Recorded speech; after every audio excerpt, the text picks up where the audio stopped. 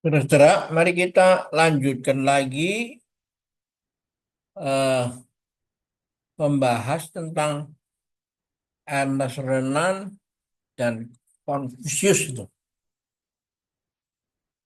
Ernest Renan itu adalah pencetus ide tentang apa itu nation itu, nation gitu ya. Diluncurkan tahun 1882 ya. Nah, ilmu ini langsung menjadi dasar untuk Indonesia yang dari tahun apa 1602 dijajah oleh Belanda dan berkali-kali memperjuangkan kemerdekaan berbasis etnis apa kerajaan ya toh. Tapi selalu gagal. Nah, oleh karena Ernest Renan punya konsep tentang apa itu nations, maka Indonesia pada 1908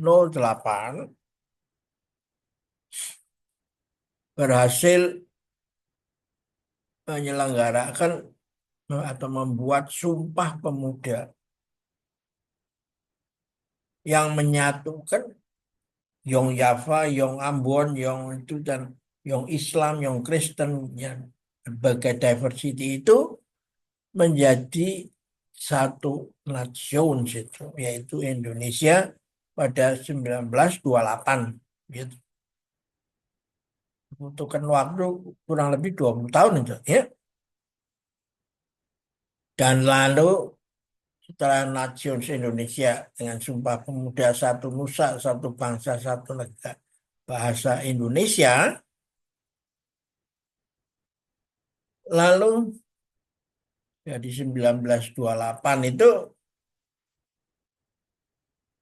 menuju kemerdekaan 1945, gitu.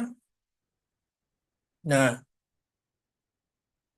dunia terus bergerak dalam kepentingan ini, nations ya. Nah, sekarang itu ternyata mentok karena globalisasi itu,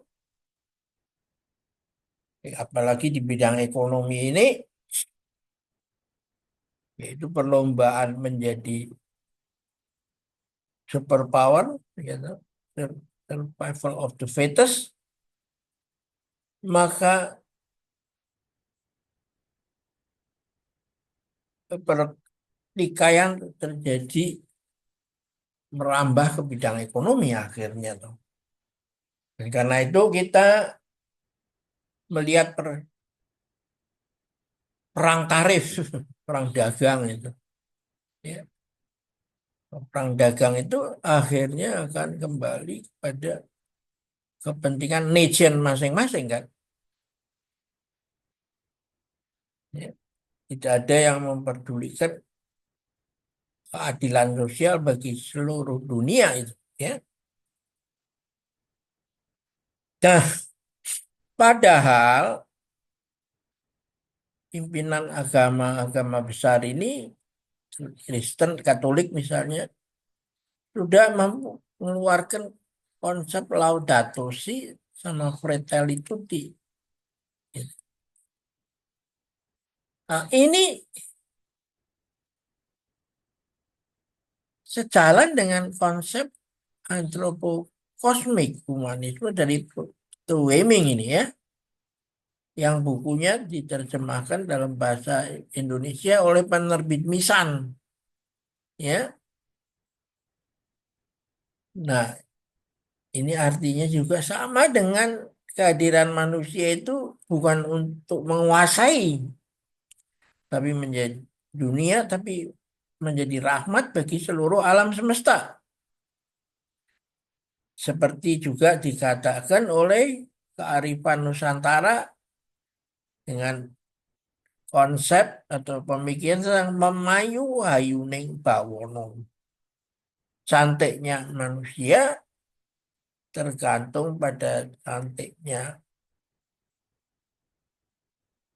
dunia dan cantiknya seluruh alam semesta, semesta samudaya. Ya,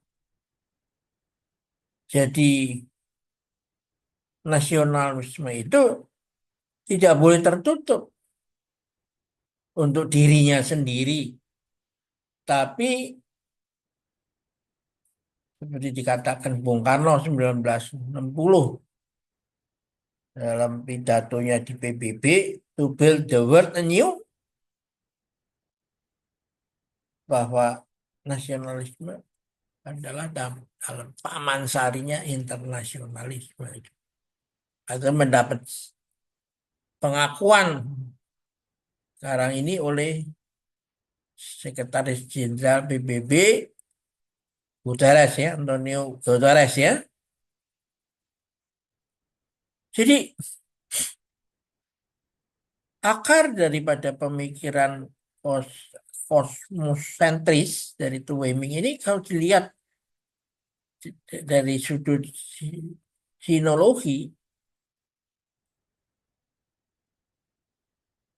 maka sinologi ini mengajar kita supaya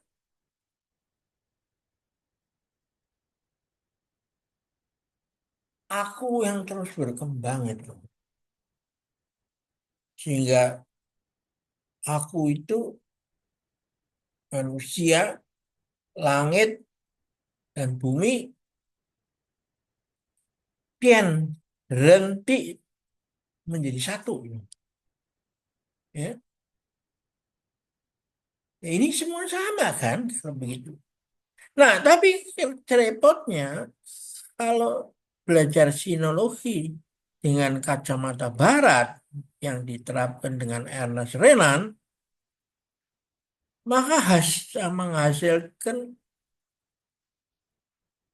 orang yang seperti pisang Ambon itu. Di luarnya kuning, di dalamnya putih itu barat. Ya, kuning itu lambang dari Tiongkok, ya, kulit kuning, di dalamnya pemikiran kulit putih itu. Nah, seharusnya yang harus dipelajari adalah bagaimana terjadi cross-cultural fertilization antara barat dan timur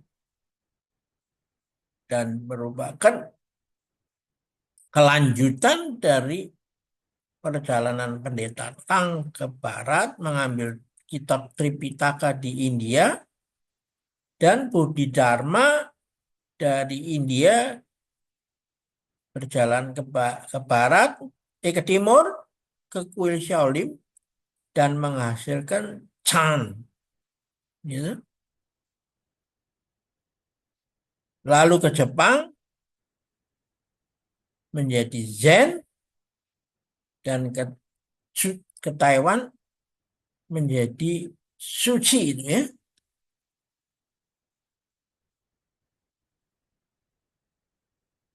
Buddha Suci itu.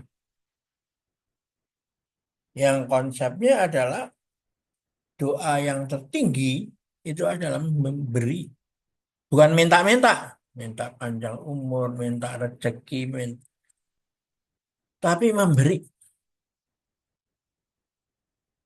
Dan karena itu dia harus menjadi kaya supaya bisa memberi itu. Tapi kalau kaya tidak bisa memberi, Jadi itu sama saja Anda berkeluarga tapi tidak punya anak. Menjadi guru tapi tidak punya murid itu. Gitu. Jadi karena itu dalam suci ini tidak ada rumah ibadah itu. Ya, tidak ada upacara ritual. Karena apa? Karena harus action ya. Jadi eh, yang ada adalah ruang pertemuan untuk merencanakan satu kegiatan menjadi bodhisatwa di muka bumi ini yang ketika mau masuk nirwana dia kembali ke bumi dan duniawi setelah mendengar anak kecil menangis karena ditinggalkan oleh ibunya itu. Dan lalu dia bertekad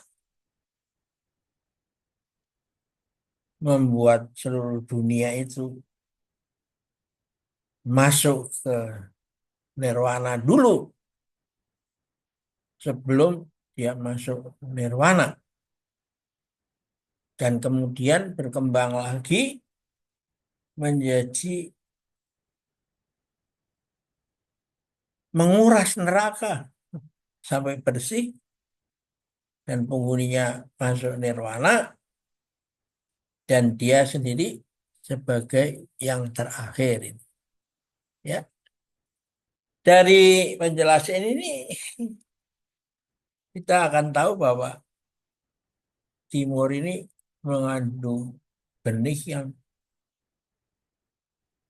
untuk memberikan kontribusi mengatasi bumi yang semakin membahayakan karena akan dirusak oleh egoisme penghuninya sendiri, manusia itu. Nah, ini yang disebut dalam cerita silat itu ilmu golok memburu naga. Naga adalah simbol dari egoisme. Ya. Kita akhirin dulu di sini. Sampai jumpa lagi.